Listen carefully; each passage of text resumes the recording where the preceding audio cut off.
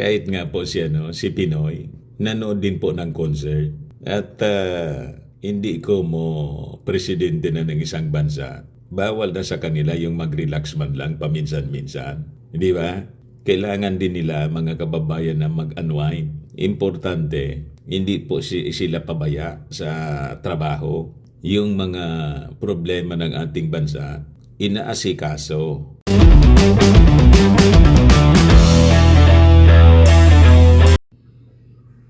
Di pa rin, mga kababayan, makamove on yung mga bashers ng ating Pangulong Bongbong Marcos dahil sa panonood ng Coldplay concert doon sa Bulacan. Yun pa rin yung mga topic sa social media ngayon, pati sa mainstream po. Ayan po yung balita. Marcos draws air for helicopter use for Coldplay concert. By the way, yung unang video natin dito sa Coldplay concert, naduling lang po ako. Mali yung basa ko. Kala ko Coldplay pala. Anyway, nakoreksyonan ko na rin po. Hindi ba kasi tayo familiar, mga kababayan, ito mga bagong banda? Yung mga kilalang banda natin, yung mga nung panahon pa. Ayan po. Pero yung ating Pangulong Bongbong po, mga kababayan, updated sa mga rock bands. Kasi po, music lover talaga po siya. Kaya familiar siya. Ngayon, hindi matunawan yung mga bashers ng ating Pangulo, the first couple, kasi ginamit niya yung chopper ng gobyerno. Nagkagulo po yung mga kakamping, pati yung mga DDS. Kanya-kanya pong banat. Pero yung ibang mga supporters, mga kababayan ni Inday sa ni Mautigs, hindi masyado bumanat sa paggamit ng helicopter po. Hindi sila bumuelo po. Bakit niya, Mr. Maravillas? Kasi po, last year yata yun, si Inday mismo gumamit din ng chopper para sunduin yung kanyang anak. What? Di ba? Kaya hindi po makabuelo ng banat. Kasi siyempre, mag-backfire po sa kanila. Yung ginagawa ng mga kilalang supporter ni Inday sa ni Mautigs, pumipitik-pitik dito sa isyong ito. Inaaluan po ng sarkasa, mga padinig. Pasaring. Ito pa, sabi ni MJ Kyombao Reyes, guys, tara, nood naman tayo ng concert sa Bacolod. Ilibre ko kayo sa ticket, basta sagot ninyo ako sa helicopter, ha?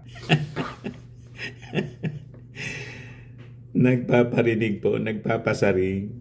Seriously, to our friends and readers in Bacolod and nearby areas, please support Jasmine Egans, Ben and Ben concert for a cause. This will be for the benefit of the children undergoing peritoneal dialysis in Negros Occidental. Pero may pasabit na basta niya sagot, bigyan ko niya kayo ng ticket, basta't sagot ninyo yung aking helicopter. Sabi pa ng isang kritik ng ating Pangulong Bongbong, as I said so, matraffic ang papuntang Bulacan. He's the president and he should be able to go to places quickly and urgently and safely from Bulacan to Mindanao to other countries if he wants to. His time is really important. Ayan po, mga kababayan. Halatang sarkasm po. Yung ganyang mga sinasabi. Pero hindi sila makabuelo na umatake ng banat sa ating Pangulong Bongbong Marcos sa paggamit ng helicopter po. Kasi babackfire kay Inday. Di ba? Kasi si Inday gumamit din ng presidential chopper. Ayan po, Sara Duterte flying presidential chopper to get to kids nung 2022, ginawang pangsundo sa bata. Nang hiram ng presidential chopper, mga kababayan. Kaya sabi ng ating kasamang si Benji Contreras, noong ginamit ni Sara ang presidential chopper para umuwi ng Davao City at maasikaso ng personal ang kanyang 3 anak, tahimik ang mga DD, DDS. Pero nang ginamit ng first couple ang presidential chopper para manood ng concert ng Coldplay, napakalaking issue na sa kanila. Nararapat lamang na gamitin ng Pangulong Bongbong Marcos at First Lady Liza ang chopper upang makaiwas sa sobrang traffic. Mula Malacanang hanggang Santa Maria, Bulacan, ang kaligtasan ng first couple ang utmost priority ng PSG. Tama po. At sabi nga natin po, kahit nga po si Pinoy, nanood din po ng concert. At hindi ko mo presidente na ng isang bansa, bawal na sa kanila yung mag-relax man lang paminsan-minsan. Di ba?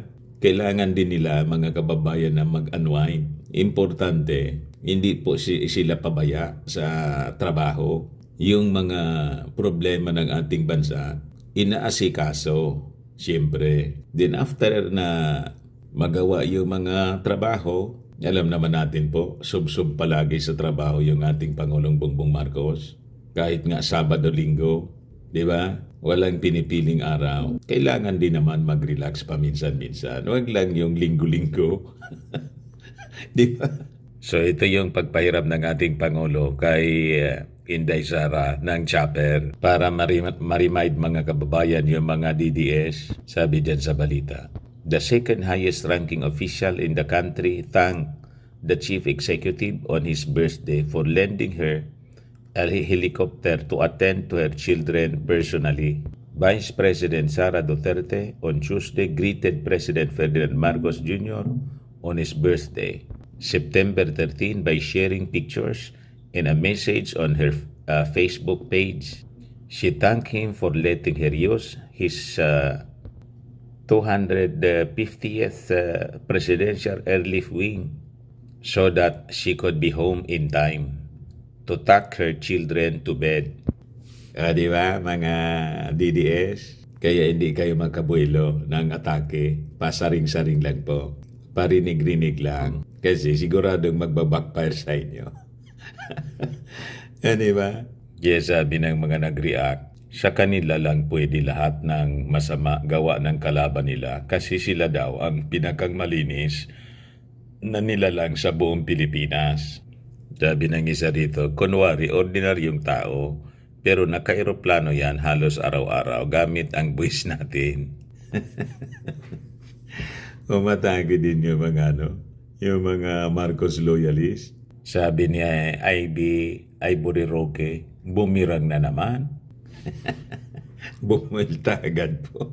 Si Digong Mr. Maravillas, nanonood din ng concert. Nanonood din po siya. Nanood din siya po noong kanyang panahon.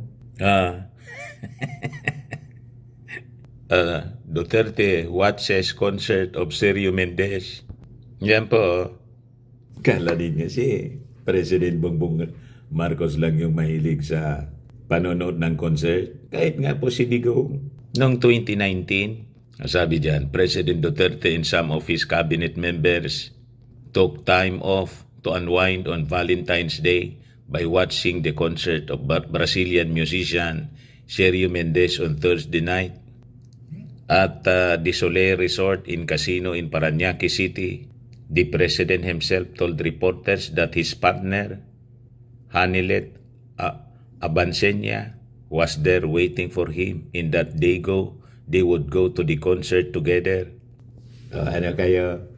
Hindi lang gumamit ng presidential chopper kasi hindi man po malayo at hindi nagkaroon ng matinding traffic tulad po na nangyari doon sa Bulacan. Kaya nga po, nagdesisyon yung PSG na gumamit na lang ng presidential chopper for the security of the family, the first couple. Pero hindi man po kasama yung buong cabinet members. Dito kasama ni Digong.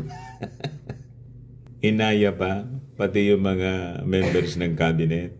Also in the concert were Defense Secretary Delfin Lorenzana, Budget Secretary Benjokno, Cabinet Secretary Carlos Nograles, Presidential Assistant for Visayas Michael Dino, Public Works Secretary Mark Villar, Presidential Communications Secretary Martin Andanar, and Health Secretary Francisco Doque, with the respective spouses. Basagan niya, Mr. Maravillas, yung mga DDS. Yan kasi, banat kayo ng banat. Gigawain din ng inyong ng inyong patron. Di ba? Ayan man lang po mga kababayan. Ako po si Dante Maravillas. Bye-bye po. God bless.